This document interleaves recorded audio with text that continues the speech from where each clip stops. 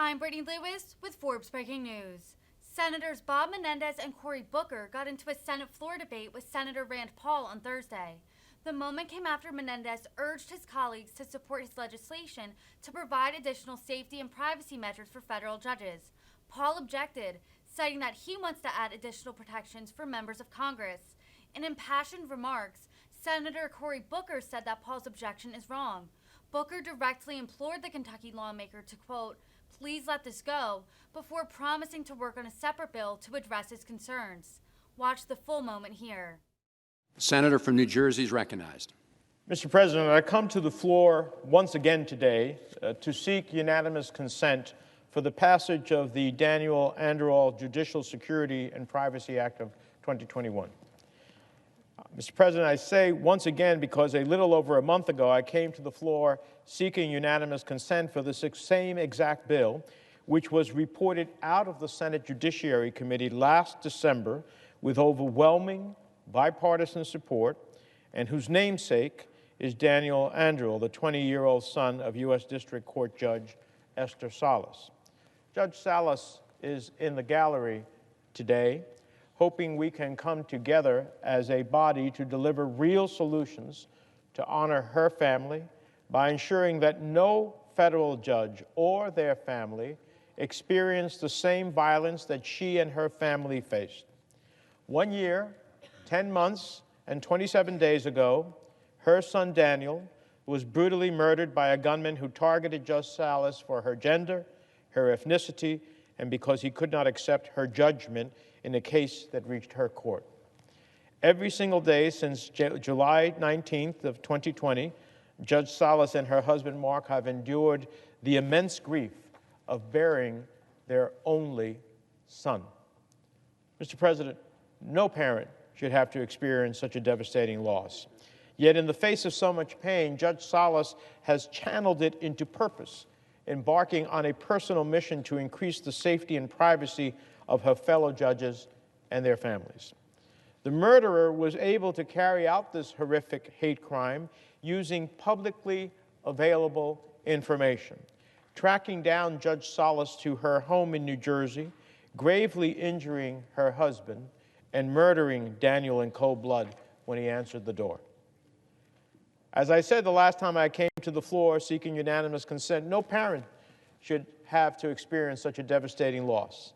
But in the months since then and now, our country has seen the tragic results of inaction. On June 4th, a retired county judge in Wisconsin was shot and killed in his home by a gunman who appeared before his court. And just 4 days later, a man was arrested near Justice Kavanaugh's home in Maryland after being found with a gun, a knife, and a plan to kill the Supreme Court justice. Reports suggest the perpetrator found Justice Kavanaugh's address online. We cannot take these events as isolated incidents. The brutal murder of Judge Salas's son, the horrific killing of a retired county judge in Wisconsin, the attempt on Justice Kavanaugh's life demand that Congress act to protect those who sit in the judiciary. Simply put, we must prevent any other judge from having to endure the threats and senseless violence that these families have experienced. After the horrific tragedy Judge Salas and Mark suffered, Senator Booker and I made personal commitments to honor Daniel's legacy through action. We told her we would not rest until we enacted greater protections for those who serve on the bench, to protect any other judge from having to endure the senseless violence Judge Salas experienced. And it's important to protect this branch of our government because we want them to render decisions that are free from fear. Free from fear. That they will render impartial justice free from fear of what may happen to them as a result of their judgment. We can make progress on that work today in this chamber. The bipartisan bill I seek unanimous consent for is an effort I'm proud to lead with 12 of my colleagues, including Senators Booker, Durbin, Graham, Kennedy, Cruz, and Grassley. Our bill would protect the personally identifiable information that assailants have used to target judges and their families. It's a common sense measure that would authorize the U.S. Marshal Service to monitor online threats and deter future attacks. It's so common sense that it was voted out of the Judiciary Committee with a strong bipartisan support.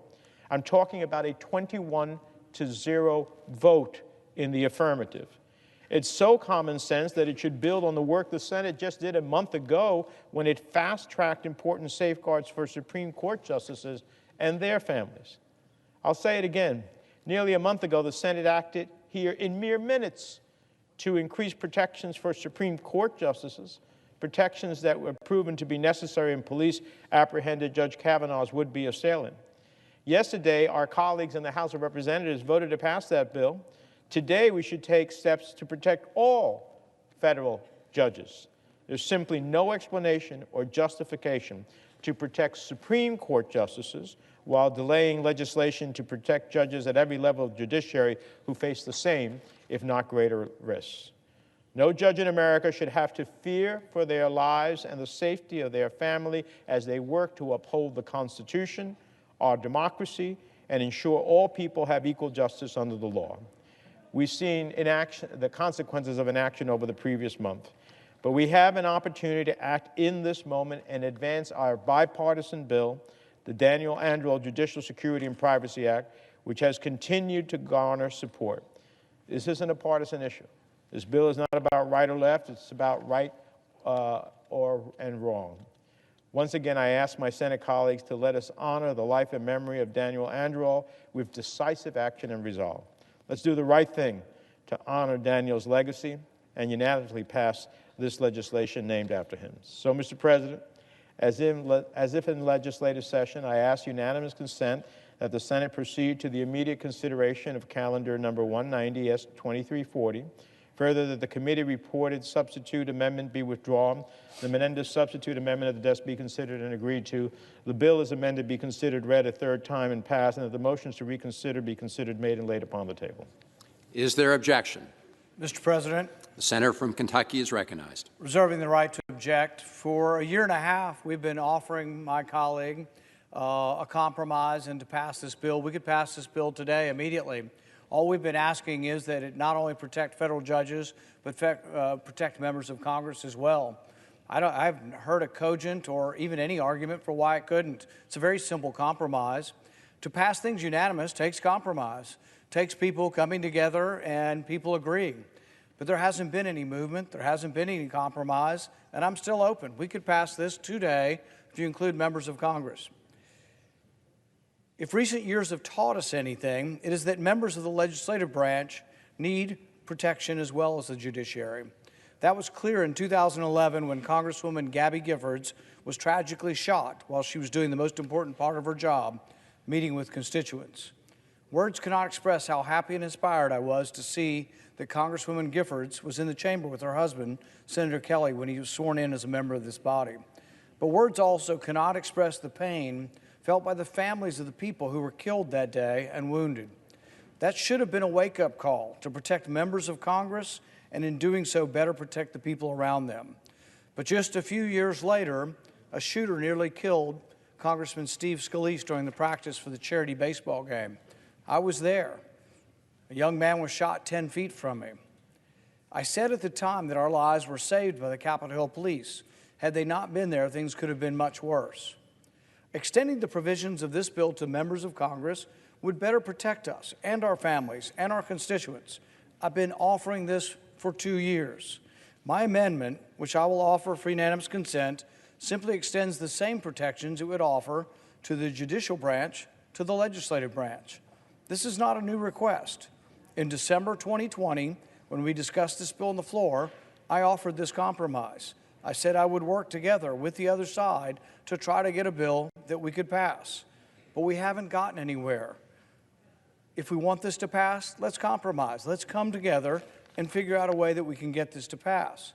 I know of no argument or no constituency that is coming to Washington saying, we don't want members of Congress to be protected. There is no such constituency. There is no such argument, and there's no reason why we couldn't pass this today. It's been almost 2 years. Let's pass this bill today. As I've said over and over again, I support this bill and the provisions, and I don't believe it ought to be blocked merely because members of Congress also need protection. With that being said, I ask unanimous consent that the senator modify his request to include my amendment to the Menendez substitute amendment, which is at the desk, that the amendments be considered and agreed to, the bill as amended be considered read a third time and passed, and that the motions to reconsider be considered made and laid upon the table. Reserving the right to... Is there objection to the modification? Mr. President. Senator from New Jersey is recognized. Reserving the right to object. I think the points that the senator from Kentucky is making, Mr. President, are worthy. We are facing a reality right now where there are lots of threats that are increasing against public officials all around our country, and I understand that. This is not a bill that Senator Menendez and I just wrote and brought to the floor. This is a bill that we worked through the committee process. It was a long and arduous process that was done in a bipartisan manner. And during the discussion that the committee had, the point that the senator from Kentucky brought up was brought up as well. There is a real concern about the safety and security of members of this body. But with the understanding and the commitment that there would be a bipartisan effort to work on this issue, every senator in the Judiciary Committee said we should let this go right now. This bill has been vetted, worked over in a bipartisan manner, it's ready to pass. Threats on the federal judiciary have gone up 500%. And I'll grant you, threats on members of Congress have doubled. But the threats on the federal judiciary are rising, and we saw that in the case of Judge Kavanaugh. And this body thought it enough not to hold up the protection of Supreme Court justices to protect the 535 of us. We passed a bill to protect Supreme Court justices. And so here we now have a bill that has been vetted through committee, has been worked on in a bipartisan fashion, and came out. And we have a commitment for the senator from Kentucky to say that nothing has been done is not right. We now have Senator Ted Cruz and Senator Amy Klobuchar working a bill through committee, through regular order, to make sure that we address the concerns that he's having. But this is my concern. Threats on the judiciary have gone up significantly higher than this body. And to grind this bill to a halt right now puts at risk members of the judiciary when we have the power in this body to protect our brothers and sisters in that branch of government. Why would we stop when there is goodwill in the Judiciary Committee to work on the concerns? There are two people committed to this bill and verbal commitments from everyone. So to stop this today creates a window of vulnerability that we know is real because we just saw a threat on a Supreme Court justice. And so for the sake of mercy, for the sake of caution, for the sake of the protection of people in the federal judiciary, let's pass this bill, and I commit myself to joining with Senator Ted Cruz, to joining with Senator Amy Klobuchar, to joining with Chairman Durbin and Ranking Member Grassley, who've also spoken to their willingness to work a bill through regular order. That's what we should be doing. Our job as senators, if anything, first and foremost, is to protect the lives of American citizens. We have a bill that is widely bipartisan, that is proven to be urgent, a bill with the name of a young man that was slaughtered in his home. To hold this bill up is cruel. It is creating risk and jeopardy to people who serve in the judiciary. It is wrong. It is wrong. It is wrong. I ask my colleague with all humility and with all compassion and empathy to please let this go. I commit to him that I will fight and work with the bipartisan coalition that is working on ways to protect people in this body. I yield. Is there objection to the modification? Reserving the right to object for all the reasons that Senator Booker just mentioned, and with an equal commitment to Senator Paul to work with Senator Klobuchar, Senator Cruz, who are working on a bill to protect members. We'll look to advocate for the senator's language to be included in that legislation. The senator could have done this on the Supreme Court judges, but he didn't. At this point, I'll have to object. Is there objection to the original request? Reserving the right to The object. senator from Kentucky is recognized. Mr. President, reserving the right to object. We've been trying for a year and a half. Our staff has offered to meet with the opposition staff. We've not had one meeting. They have not accepted a meeting, much less a compromise. A year and a half. This could pass today with simply accepting this. A promise to do it at a later date when we've waited a year and a half. A year and a half went by because no one would meet with us. We've not had one meeting. We have offered to meet with the staffs of both of the authors of this, and we have not been granted a meeting. There's been no discussion of this between staff, no discussion of a compromise. We would take a compromise. I don't understand. There has been no argument made today why Congress couldn't be added to this bill. They could have added this bill or talked to us over the year and a half. No one's talked to us other than to come for the public theater. No one has tried to get this thing passed. I object. Mr. President, The objection is heard. I know the hour is late. Let me The just simply say, senior senator from New Jersey is I am recognized. unaware of any such request, and I am unaware of us not being willing. Of course we're willing. As a matter of fact, Judge Salas is here and tried to see you, Senator Paul, to make her case. You wouldn't give her the time of day. I know that, again, the hour is late. May I be recognized? Senator from New Jersey is recognized. I feel the same way. I literally turned to my staff. Has Senator Paul's staff reached out to us at all? That's not the case. And to characterize us as the opposition, we're not in opposition to his bill. We're trying to protect federal judges, as is the unanimous vote of the Judiciary Committee. And so this is very frustrating that we didn't stop the Supreme Court judges. He had no objection to that.